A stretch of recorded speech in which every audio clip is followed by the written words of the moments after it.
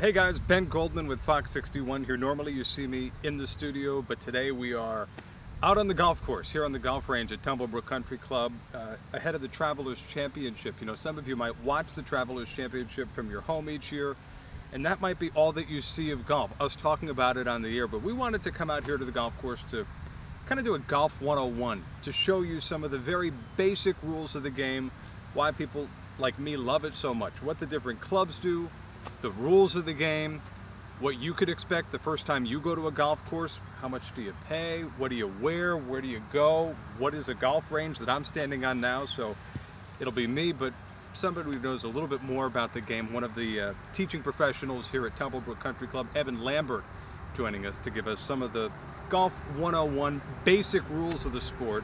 That way when you watch the pros on TV playing TPC River Highlands at the Travelers Championship, you know what's going on. So we are here on the range at Tumble Brook Country Club. Big thanks to Mr. Evan Lambert, the teaching professional here at TBCC. Thanks for being with us. Oh, it's my pleasure. Glad to be here. This is essentially for people at home that watch the Travelers Championship at home, love watching the game of golf, but don't really know anything about the game. And you teach people of all ages. Oh yeah, I start at age 3 and go all the way as far up as you want. So pretend we're at age 3. Okay.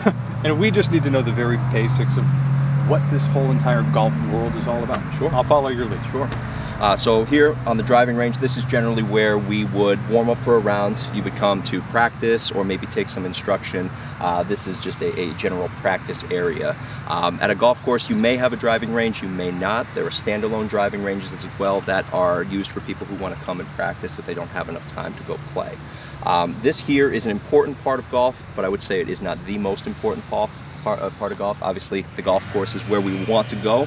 This is where we make sure that we get our skills honed, ready to go, and then we take it to the golf course. Just like a big open field, kind of, right? Yeah, pretty much. That's it. And then, all right, so talk to us a little bit about the game itself. We hear par, bogey, birdie, how many clubs, what are all these different aspects? Well, and the thing that I say to people when they come to me for instruction is, why golf? Why now? And a lot of the times I hear from people they're looking for an activity that's social. They're looking to be outside. They're looking for exercise. All of these things are encompassed in the game of golf. It's social. It's competitive if you want it to be. It's recreational if it isn't. It really is just truly a good pastime for a way for you to get outside, to enjoy the beautiful golf course, to spend some time with friends, but also then, you know, be involved with family, be involved with this new game. So it's just great, all-encompassing, and it's good fun. Keeping score. They give you this card with all these boxes on it. Yep. What's that all about? So the biggest and most important thing is when you are playing with 3 other friends, you write down your names. The boxes are there for you to keep score, to keep track over the course of the 18 holes or 9 holes, because we as human beings, I couldn't add it all up in my head, so it's a way for you to keep track. There are other things on there. The plus and minus could be if you're playing something called match play, where you have 2 people playing against 2 other people. There are many different forms of competition, and they give you that room there to keep track and keep it all down. I've seen some very, very complicated scorecards in my time, but they give you all of the options in order to be able to keep a record of what happened during that day. Okay, great. So we're on the course, and we have a long shot or a short shot. There are different options of clubs to hit depending on which shot you have in front of you. Sure, absolutely. So over here, this is my golf bag. The golf bag, when we play golf, we are allowed 14 clubs in the bag. It's a funny story. I was running a tournament, and a gentleman showed up with 20 clubs in the bag. And so he handed me 6 of them in order for him to be tournament legal. Now that doesn't apply to the vast majority of people, but just knowing that we can carry 14 clubs in our bag. Starting with the lowest one, these are called the wedges. All right, so the wedges are the shortest club in the bag, also have the most amount of loft. So loft is the angle of the club face. However high it is, however more loft it has, the higher the ball is going to go. If there's less loft, the lower and farther the ball is going to go. So this is my 60-degree wedge. It's also called the lob wedge, which is used for hitting higher shots, getting them to stop closer to the hole, stop sooner. And I'll demonstrate one here for you. So I have 4 different wedges here in the bag, and you can see that they will get progressively longer as you go down. And they all have a sort of a different distance. But these are the wedges, the clubs that I would call scoring clubs. We use them for many different purposes, getting that ball as close as we can to the hole. Now moving on, the next type of club would be called your iron. So these are ones that we use for our second shot, our approach shot. So after we hit our drive out there into the fairway, hopefully, what club do we use next? We need something that is a little bit shorter. That's something that we can know how far the club is going to go. So I think it's important that every golfer should know how far the ball carries in the air, how far it travels in the air before it lands, and then how far it rolls afterwards. When I have a student come to me on my lesson tee, we always talk about carry distances and why that's so important. These clubs will fly a little bit less far, which is going to make it easier for us to hit it to specific distances, trying to get it onto the green. Instead of the longer irons, because they are so hard to hit. Why are they hard to hit? With the lack of loft and the length of the club and the forgiveness in the face, when you have a long iron that has a lot less loft, generally becomes hard to hit the center of the club face with consistency, repeatedly. And for somebody who is just starting out, or somebody who is a weekend warrior, only can go play on a Saturday, it would not be my recommendation to play a longer iron, just because they're harder to hit. So instead, you can get what we call a hybrid club here. So this here is a quote-unquote 3-iron loft. So it has 18 degrees, but the primary difference is the head is hollow. All right, so what this does is it provides forgiveness on miss hits and much more distance, easier to launch it higher. So if you launch it higher, it goes farther. If you hit it off center, like many of us do, we want to have a little bit more forgiveness and not lose speed on the miss hits. So this is a great club that I would recommend using. If you're farther away, maybe you don't hit the driver as far as some of your other playing competitors, and you find yourself longer, farther out, we need something like this to help us get that second shot into a green. Or perhaps you're at a longer par 3. Right, so the tee shot may require that you use a longer club, but it can't be a driver. This would be a great one to use.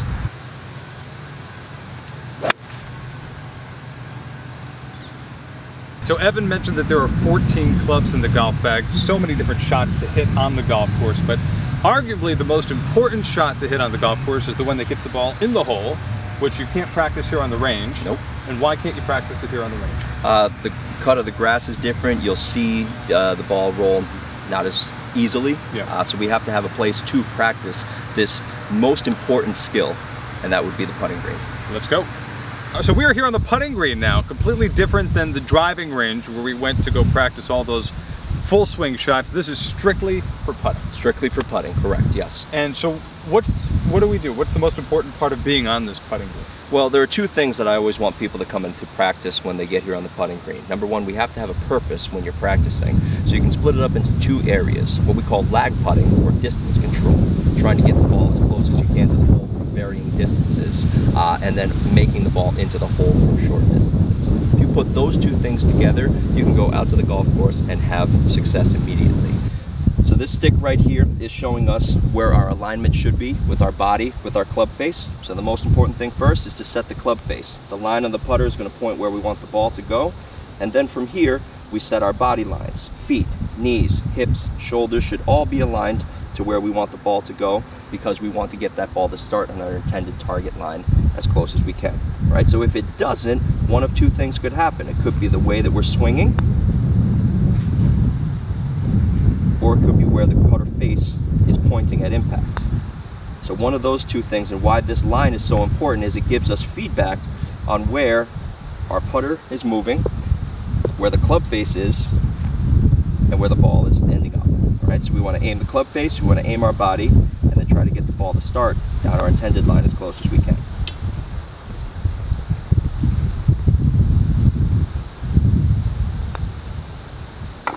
All right, so we showed you the golf range, we showed you the putting green, but before we even go to either one of those places, there's a centralized place that you kind of have to go to check in. Make sure they know you're here at the course. Make sure you have a time to play, buy any of the equipment that you need to buy, and that's the pro shop. So let's go. All right, so here we are, scene number 3. We are in the pro shop here at Tumble Brook Country Club. What is this room for? This is the central base of operations for the golf side of things. This is where you would come to check in before going to play. This is where you would schedule any tee times that you want for the future. This is where you book golf instruction with any of the teaching professionals.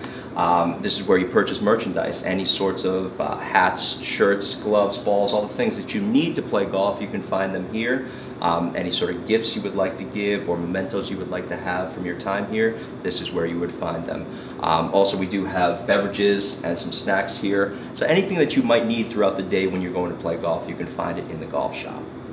And typically you come in here, pretend this is a private course, but pretend it's a public course. Mm-hmm. You would come in here first, have to, before you're around. 100%, absolutely. You would go in and say your name, say your tee time, and they would check you in, probably give you the golf cart key if you needed that, and tell you you're going to follow the next group off the tee, which routing you're going to, that sort of thing. When it comes to tee times at a public course, you can't just walk in and expect to play. Correct, yes, depending on where you are and what time of day. Saturdays and Sundays, as a general rule of thumb, you should book your tee time 7 days in advance, because especially the morning tee times will go incredibly quickly. So most courses now have sites online where you can go and book tee times that will open up 7 days in advance. That would be my recommendation if you're playing public golf for a Saturday or Sunday morning. Let's talk about price. The one barrier to entry with golf that a lot of people have a problem with is money. Yep, absolutely. A public golf course would charge a rate for 9 holes or 18 holes plus a cart, like we talked about. Correct, in the range. correct. A private course, you pay money up front, and then you have full access. So that's the difference between your greens fees and your cart fees. So the greens fees is to actually go out and to play golf. Whether or not you're walking or riding, you will pay that greens fee, which ranges for a public golf course anywhere from $25 to $35 for 9 holes, and then anywhere 50 to 100 for 18 holes. And that would include your cart fee, which would be extra. Cart fees are anywhere from $12 to $15 for 9 holes, and then up to $30 for 18 holes. So to play a public golf course on average in the state of Connecticut, you're probably looking at $55 to $60. All right, so we've seen the golf range, we've seen the putting green, we've seen the pro shop where you can get everything you need to have in order to play the game of golf. Mm-hmm. There's only one step left. Let's go. Let's go to the course. So we are at our last location here at Tumble Brook Country Club. We went to the range, we went to the putting green, we went to the pro shop, and now we're at the golf course. We are on the tee box, which is where you hit your first shot on every single hole. And this is not a par 3, it's not the shortest hole, it's not a par 5, it's not the longest hole, just right in the middle is a par 4. Yep. So when you get to the tee box here, the position and where you put your tee is very, very important. So what shape does your ball usually have, Ben? Where does Mine it normally usually goes right to left. Right to left. So by the way, this is a tee. This is a tee. And this one here is plastic. They come, I prefer wood because it goes in the ground when the ground is cold. These are very, very important. You have to have them in order to play golf. Otherwise it becomes very, very hard. The tee box is the only time that you can use a tee because it's the only time that we can touch the ball. And on par 3s especially, I would always recommend using a tee because you can control what the lie is. You only have 18 opportunities to do so. So you take the tee and you stick it in the ground and you put the ball on the tee.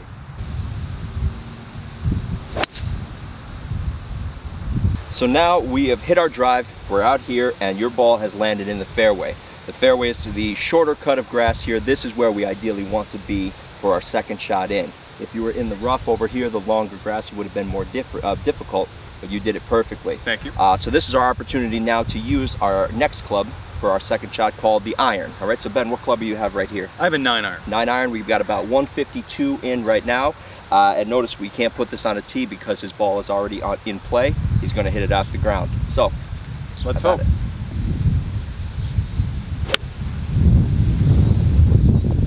All right, so now we're putting here on this par 4. If I make this, I make a par. Miss it, you make a bogey. Yeah. Let's hope you make a par. All righty. So we mark the ball like we always do. We clean it off. You line it up where you think you need to put it. You think a ball inside right? I like that. Okay.